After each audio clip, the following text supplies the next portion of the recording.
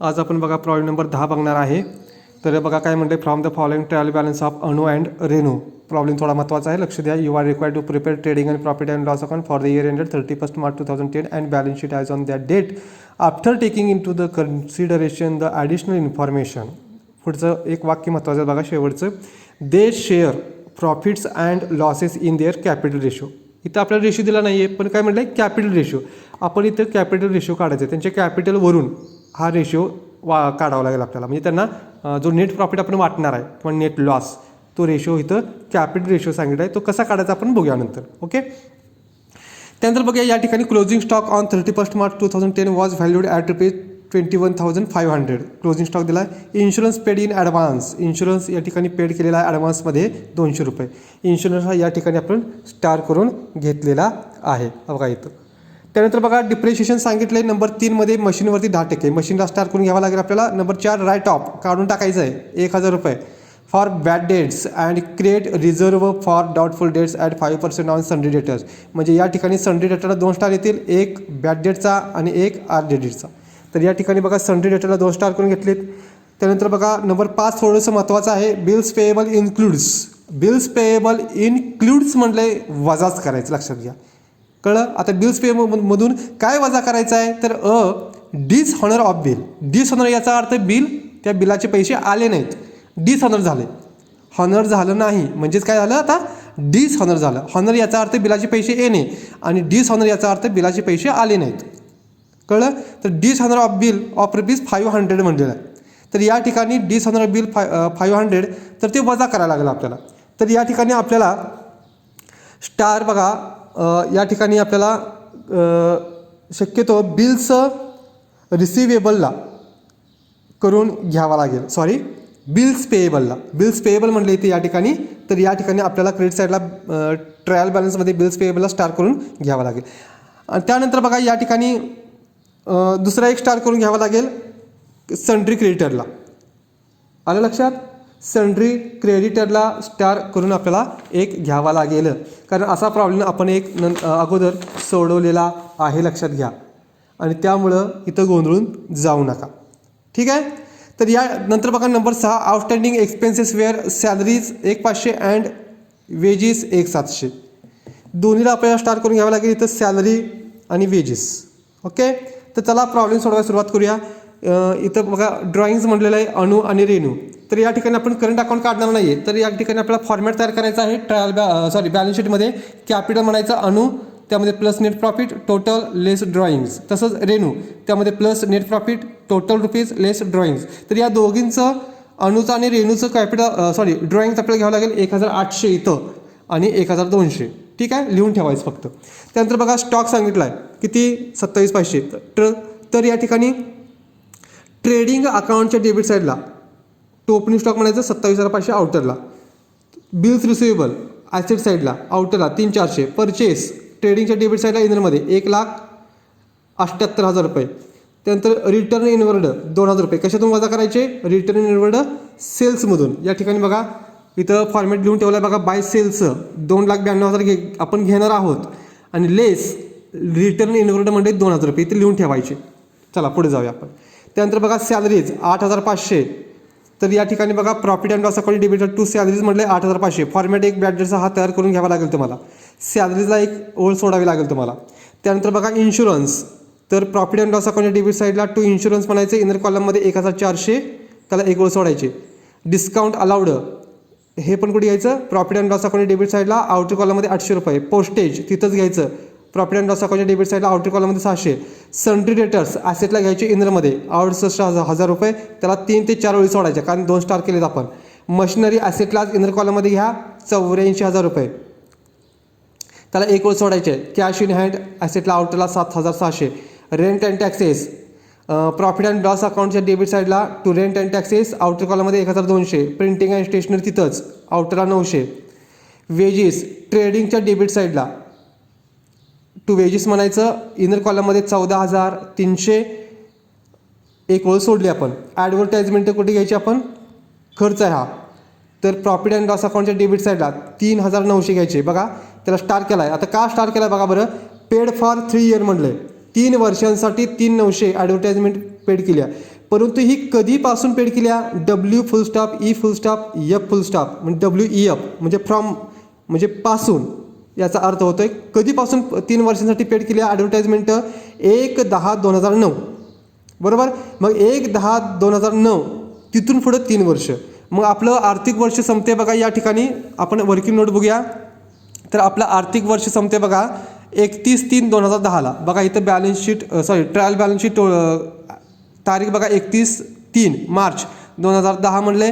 तर या ठिकाणी आपलं वर्ष संपते 31/3/2010ला. म्हणजे या ठिकाणी 1/10/2009 पासून ते 31/3/2010 पर्यंत फक्त 6 महिने होतात. म्हणून इथं काय म्हणते for 6 month advertisement is for 6 months advertisement is related to current year. म्हणजे चालू वर्षामध्ये फक्त 6 महिने घ्यायचे आपण. आलं लक्षात. आणि चालू महिन्याची चालू वर्षातले 6 महिने जर आपण वजा केले 3 वर्षातून पुढच्या 3 वर्षातून जर हे 6 महिने वजा केले तर राहतात किती 2.5 वर्षे. लक्षात घ्या. म्हणून इथं म्हटले ॲडव्हर्टाइजमेंट फॉर 2.5 इयर्स बरोबर 3,900 मायनस 650. आता हे 650 कुठले आले, हे 3,900 3 वर्षाचे बरोबर आहे का ट्रायल बॅलन्समधले. तर हे 650 कुठले, तर इथं काढले बघा 650 हे 6 महिन्याचे आहेत. मग बघा 3,900 भागिले 3 करायचं. 3 म्हणजे 3 वर्षे. जर भागाकार केला तर 1,300 हे वर्षाचे निघतात बरोबर आहे. आपल्याला 6 महिन्याचं काढायचं आहे तर 1,300 भागिले 2 करायचं म्हणजे 6 महिन्याचं निघतं 650. फक्त 6 महिन्यात वजा का करायचं, तर या ठिकाणी करंट वर्षामधले 6 महिने येतात म्हणून ते 6 महिन्याचे 650 हे वजा करावे लागतील. 3,900 मायनस 650 आउट बरोबर 3,250.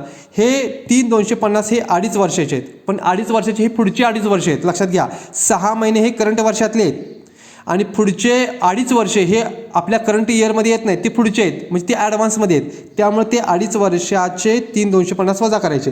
तर या ठिकाणी बघूया आपण तो ॲडव्हर्टाइजमेंट म्हटलेला 3,900 लेस प्रीपेड आहे 2.5 वर्षे. प्रीपेड म्हणजे पुढच्या वर्षाचे ते आपल्याला 2.5 वर्षाचे प्रीपेड करावे लागतील. 3,250 वजा करायचे आउटरला फक्त 6 महिन्याचे चालू वर्षाचे फक्त 6 महिन्याचे 650 घ्यावे लागतील. आता हे प्रीपेड जे आपण केलेले आहेत 3,250 सेकंड इफेक्ट आपल्याला ॲसेटला घ्यावे लागतील. प्रीपेड ॲडव्हर्टाइजमेंट म्हणायचं 3,250. ठीक आहे. ही सेल्फ ॲडजस्टमेंट आहे आपण केलेली आहे. बॅड डेट्स म्हणले ट्रायल बॅलन्समध्ये 300. तर या ठिकाणी बॅड डेट्स बघा ट्रायल बॅलन्समध्ये आपण इथं 2 नंबरला घटक आहे 300 घेतले. त्यानंतर बघा डेबिट बाजू सगळी संपलेली आहे. त्यानंतर क्रेडिट बाजू बघूया आपण. कॅपिटल दोघींचं अणूचं रेणूचं 60,000 40,000. तर या ठिकाणी बघा अणूच्या नावासमोर 60,000 रेणूच्या नावासमोर 40,000 रुपये. ठीक आहे. त्यानंतर बघा सेल्स म्हणले 2,92,000 रुपये. तर या ठिकाणी बघा सेल्स इथे घेतले आपण ट्रेडिंगच्या क्रेडिट साईडला बाय सेल्स म्हणजे 2,92,000. त्यातून रिटर्न इन्व्हेंट आपण लिहून ठेवले 2,000 रुपये. आउटरला लेस करून 2,90,000 रुपये. त्यानंतर बघा या ठिकाणी रिझर्व्ह फॉर डाऊटफुल डेट्स म्हणले याचा अर्थ ऑलरेडी आहे ट्रायल बॅलन्समध्ये आहे 1,700 फॉर्मॅटमध्ये घ्यावी लागेल आपल्याला. लेस ऑलरेडी म्हणले बघा 4 नंबर T 1,700. त्यानंतर बघा सन्ट्री क्रेडिटर्स इनरला घ्यायचं लायबिलिटी साईडला 8,000 रुपये. बघा इथं सन्ट्री क्रेडिटर्स इनरला 8,000 रुपये लायबिलिटी साईडला घेतलेत. त्यानंतर बघा पुढे जाऊया. बिल्स पेएबल 3,500 म्हणले स्टार केला आहे. तर लायबिलिटी साईडला बघा बिल्स पेएबल इनर कॉलममध्ये 3,500 त्याला एक ओळ सोडली आपण. आणि रिटर्न आउटवर्ड म्हणलेला आहे 3,000 रुपये. तर आता हे रिटर्न आउटवर्ड परचेसमधून लेस करावं लागतं आपल्याला. तर बघा परचेसमधून लेस रिटर्न आउटवर्ड 3,000 रुपये लेस केले आउटरला 1,75,000 रुपये. चला ॲडजस्टमेंट नंबर 1 क्लोजिंग स्टॉक आपण घेऊया 21,500 रुपयाचा क्लोजिंग स्टॉक आहे. तर या ठिकाणी बघा बाय क्लोजिंग स्टॉक ट्रेडिंगच्या क्रेडिट साईडला म्हटलेला आहे आपण 21,500. सेकंड इफेक्ट ॲसेट साईडला क्लोजिंग स्टॉक 21,500. ठीक आहे. त्यानंतर बघा इन्शुरन्स पेड इन ॲडव्हान्स इन्शुरन्सला आपण स्टार करून ठेवला आहे बघा 200 रुपये. तर ते प्रीपेड आहे. ॲडव्हान्समध्ये पेड केला इन्शुरन्स याचा अर्थ तो प्रीपेड आहे मायनस करावा लागेल. तर या ठिकाणी बघा प्रॉफिट अँड लॉस अकाउंटच्या डेबिट साईडला टू इन्शुरन्स म्हणजे 1,400 त्यातून लेस प्रीपेड 200 रुपये वजा केले आउटरला 1,200 याचा सेकंड इफेक्ट ॲसेट साईडला प्रीपेड इन्शुरन्स 200 रुपये. ठीक आहे. त्यानंतर ॲडजस्टमेंट नंबर 3 डिप्रिशिएशन मशीन सांगितलेले आहे. मशीनवरती डिप्रिशिएशन सांगितले 10%. तर या ठिकाणी आपण डिप्रिशिएशन काढलेलं आहे. मशीनवरती लेस डिप्रिशिएशन 10% 84,000च्या 10% 8,400 लेस केले आउटरला 75,600 याचा second effect to depreciation on machinery 8,400. त्यानंतर बघा या ठिकाणी बघा आपल्याला रिटर्न ऑफ सांगितलेत 1,000 रुपये. बॅड डेट्स तर आपण या ठिकाणी बघा सुरुवातीला डेटर्समधून 68,000मधून सुरुवातीला बॅड डेट्स वजा केले. रक्कम आपल्याला दिलेली आहे डायरेक्ट तीच रक्कम घ्यायची. 1,000 जर वजा केले तर 67,000 येतील. तर या 1,000चा सेकंड इफेक्ट आपल्याला प्रॉफिट अँड लॉस अकाउंटच्या डेबिट साईडला बॅड डेट्स इन ए म्हणलंय तिथं 1,000 रुपये आपल्याला घ्यावे लागतील. ठीक आहे. आणि त्यानंतर बघा आपल्याला RDD सांगितल्या बघा 5% डेटर्सवरती. तर या ठिकाणी 1,000 वजा करून जी रक्कम येत्या 67,000 त्याच्यावरती लेस RDD 5% म्हणायचं. 67,000च्या 5% रक्कम 3,350 येईल. ठीक आहे. तर ती 3,350 जर वजा केली तर आउटला 63,750 ही रक्कम येईल. ठीक आहे. तर या ठिकाणी बघा 3,350चा पहिला इफेक्ट आपण या ठिकाणी ॲसेटला घेतला आहे. तर सेकंड इफेक्ट आपल्याला प्रॉफिट अँड लॉस अकाउंटच्या डेबिट साईडला RDD ब्रॅकेटमध्ये ए म्हणले 3,350. ठीक आहे. तर या तिघांची टोटल 4,750 येईल. या 4,750मधून आपल्याला 1,700 वजा करायला लागतील. आउटला 5,750 येतील. ठीक आहे.